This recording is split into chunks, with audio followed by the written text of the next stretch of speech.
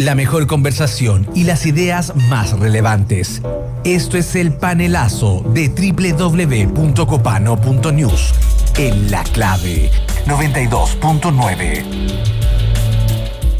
Durante los últimos días hemos observado que en la portada de los diarios el único asunto en el mundo es, además de la crisis de Macron, que ya se extiende una semana, la reunión entre Xi Jinping y Putin, Vladimir.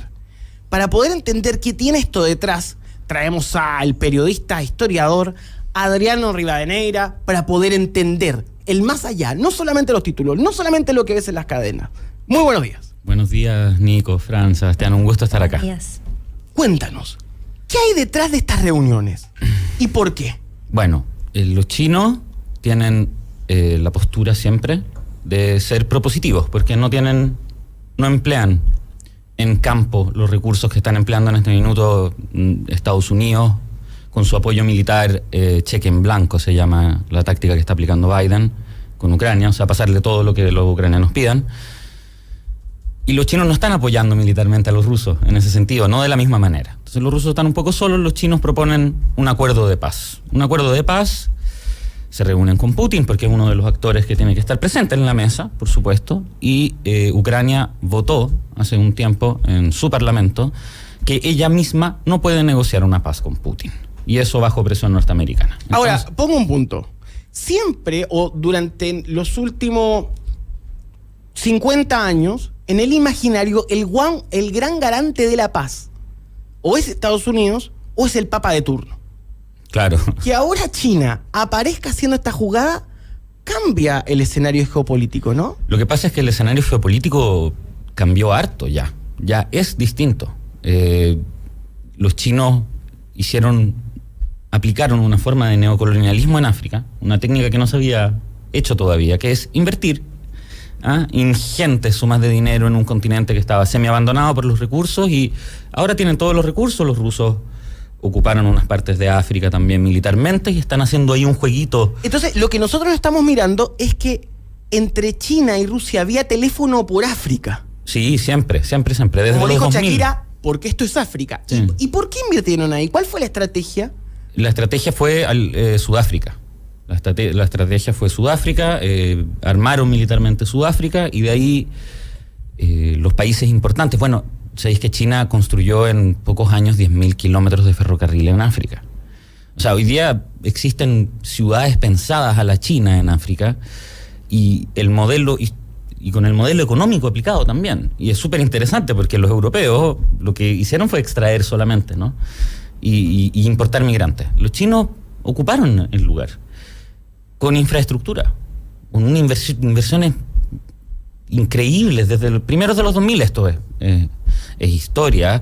Lo interesante es que la seguridad de estos lugares, de los recursos que los chinos quieren extraer, la hacen los rusos con sus mercenarios. Es la infra de seguridad. Los rusos, los chinos ponen la plata y en ese lugar, en ese continente que tú bien llamas abandonado, está pasando algo que no llega a nuestro radar porque no estamos occidentalizados. Mira, o sea, volviendo a Ucrania, uno se imagina que toda la fuerza de Rusia, de China, de Estados Unidos está puesta en Ucrania, ¿no? Uno tiene la impresión de que Ucrania es como el escenario donde todo está ocurriendo. La verdad es que los rusos exportaron el año pasado el 30% de las armas que entraron a África. Y este año también. Y Wagner, este grupo mercenario que se hizo famoso en Ucrania, es la presencia militar en África. ¿Qué es el grupo Wagner, para ser exacto? El grupo Wagner es un grupo de militares privado, ruso, no es la única compañía de mercenarios en el mundo. Creo que hay las primeras 5 grandes compañías son norteamericanas e inglesas, ¿ok? Y después está este grupo Wagner, que se hizo famoso por acciones aterradoras en África, ya en Siria y ahora en Ucrania. Son mercenarios fundamentalmente. Y el dueño de esta compañía es muy amigo de Putin, Rokititskin creo que se llama, no me acuerdo bien el nombre del tipo, un pelado. Un pelado malo. O sea, son como esas personas como los malos así. De como, James Bond. Sí, es como el malo de James Bond. Y Putin no sé si es tan malo como este tipo. Este tipo es como malo en terreno, ¿cachai? Es como un torturador. Diferentes malos. Claro, Sí. otro tipo de villano de Batman. Uno el jefe final y otro el jefe Claro, de la etapa 5. Posiciones diferentes. Claro. Muchas veces cuesta más el previo, el previo, Sí, claro. sí. En Kirby sucedió. Oye, entonces se marca un antes y un después en el marco de esta reunión. Sí, y yo creo que en el fondo les convendría a todos escuchar lo que tiene China por decir, no porque haya que firmar el acuerdo. El acuerdo chinos no lo van a firmar, ¿ya? Porque los norteamericanos van a hacer presiones tales para impedir físicamente que Ucrania firme ese papel. Pero hay un problema. Hay una diferencia sustancial entre Estados Unidos y Rusia, que son las elecciones. En diciembre va a haber elecciones en Estados Unidos. Y resulta que si los republicanos ganan, es muy probable, y Biden yo creo que se lo dijo a Zelensky, se va a acabar el cheque en blanco. Este cheque en blanco se acaba. O sea, Donald no te manda plata, ni su reversión Ron DeSantis no te van a mandar plata, le No la misma plata, no el mismo apoyo. Y claro, Ucrania es un estado inexistente, ¿ok? O sea, es un estado inexistente. Existe Zelensky, ¿ya? Pero Ucrania no existe sin esta plata, no existe. Y no existe sin el envío de armas. Entonces, yo, que tengo una postura porque yo vivía allá mucho tiempo, yo tengo una postura en Europa, digo, yo tengo una postura que en vez de escuchar a los gringos y su plan, y a los chinos y su plan, un plan europeo sería súper interesante verlo. Bueno, pero digamos que la Unión Europea está desarmada. La Unión Europea no existe políticamente. O sea, no existe como... Básicamente es una red de cajeros. Es una red de cajeros automáticos, una red bancaria quizás, para algunos países más beneficiosos que para otras. Geopolíticamente es un aeropuerto de Estados Unidos. O sea, es un aeropuerto desde donde partan avioncitos de guerra de Estados Unidos. Los primeros desastres África y Medio Oriente de estos últimos 10 años partieron desde aeropuertos europeos. El bombardeo de Libia partió desde aeropuertos italianos, que es una mancha humillante que muchos italianos amigos y políticos también dicen, allá nunca se va a poder borrar, porque Gheddafi era aliado de Italia, claro. Era aliado de Berlusconi, y Berlusconi no pudo impedir que estos tipos, presidente Barack Obama, partiera el país en tres y creara una guerra civil que lleva 10, 11 años ahí, todavía, sí. Entonces, ¿por qué dices que sería interesante escuchar como esta unificación? O sea, sería interesante por una vez, como para cambiar. Veamos qué plan tiene la Unión Europea, si es que tiene un plan. Yo no creo que tenga un plan.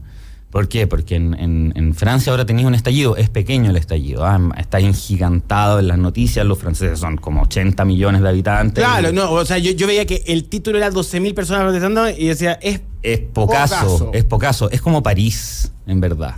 Es como, uno siempre confunde Francia con París como confunde Chile con Santiago, pasa algo bien parecido. Y no hay que confundirse porque Francia, no París, es un lugar precioso. Santiago no y Chile, muy París no es Francia. Claro. Y los alemanes, no sé, yo los veo cojeando, los ingleses. ¿Qué decir? Están con su problema. Tampoco. Con Boris Johnson. Brexitearon Y ahora tienen a Boris, el pobre Boris que está ahí, lo van a procesar. Ayer vi en las noticias que lo estaban como... Por el Partygate. En ese sentido, en una Unión Europea muy venida menos, con Inglaterra fuera, con Francia en problemas.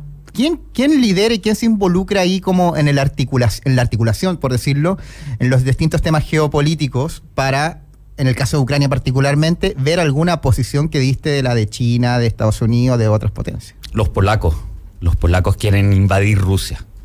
Es como una cosa que yo me acuerdo que en la Segunda Guerra Mundial, cuando los alemanes le avisaron a los polacos que iba a ocurrir, vamos a invadirlos, y un general polaco dijo, no, nosotros vamos a invadir Alemania. Los países del Báltico tienen una postura, esos países tienen una postura bastante unívoca, que es atacar a Rusia, y los polacos